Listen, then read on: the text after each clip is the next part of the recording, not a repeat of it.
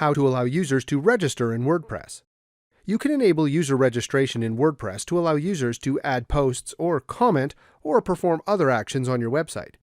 In this video, we will show you how to allow user registration on your WordPress site. So, first of all, open your browser and enter into your WordPress administration panel. Write your domain /wp-admin.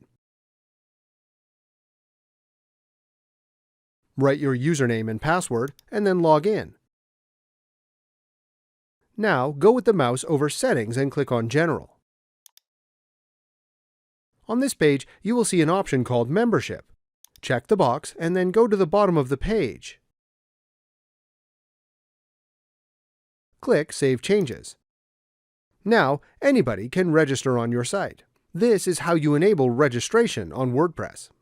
If this was useful, please like, share, and subscribe. You can watch more videos from the right. Also, if you have any questions, please ask them in the comments area below.